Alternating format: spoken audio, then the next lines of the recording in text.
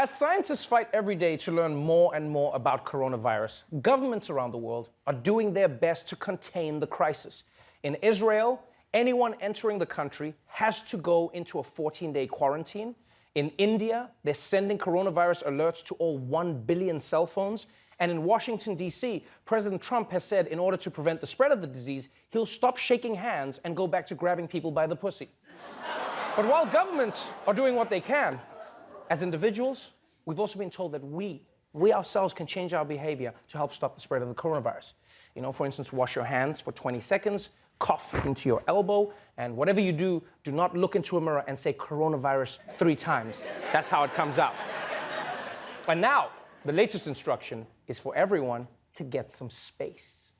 We've come to embrace the term social distancing from the Centers for Disease Control, talking about leaving space in large event areas. That means avoiding group gatherings, plus crowded subways and buses. Social distancing in action. Social distancing. Social distancing. Social distancing. The new coronavirus buzz phrase.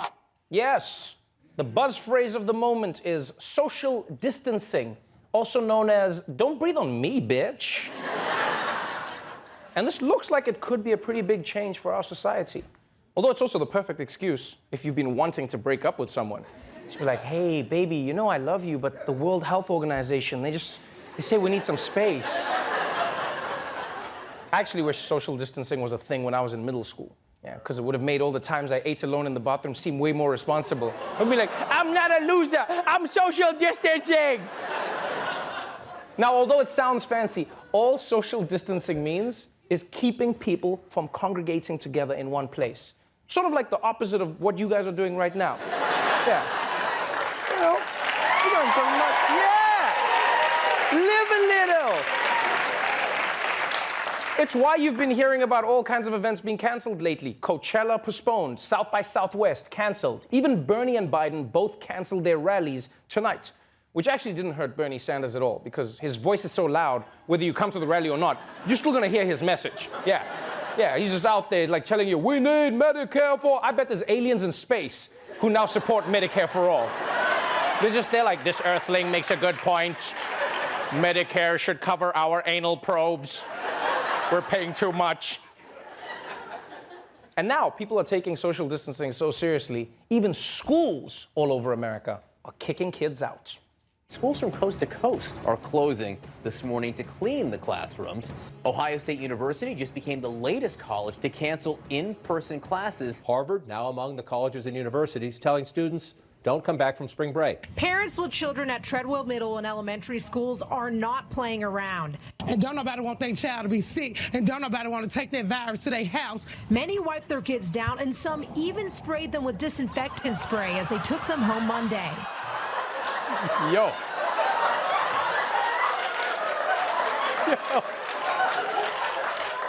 the parents at this school are really serious. Like the mom's fighting with the virus, this dad is not taking chances. You see how much spray he used? His kid is never getting corona or a date to the prom. And that spraying technique will only work if you have 1 or 2 kids, right? But if you're like those religious families on TLC, you have to invest in a crop duster. That's what you're gonna need. But it's not just schools. More and more companies are telling their employees to work from home. The only issue is much of the American workforce can't afford to take that advice. As unease grows about job security, many workers are wondering if they get paid if they're forced to stay home because of coronavirus. U.S. federal law currently does not guarantee sick leave.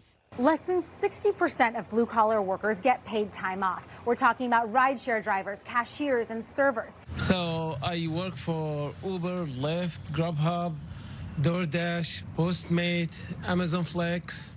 We don't have the luxury to stay home even when we are sick, not just like from coronavirus, from any kind of infected disease.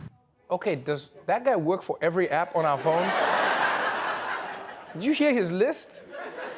So what, like you get an Uber home, he's driving, then you order dinner on Grubhub, he shows up with the food, you open Tinder later for some action, he's like, me again!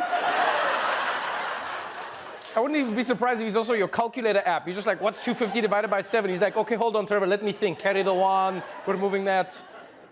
But in all seriousness, right? Social distancing is not an option for much of America's workforce. Because without paid leave, many people have to work despite the danger, which is insane when you think about it.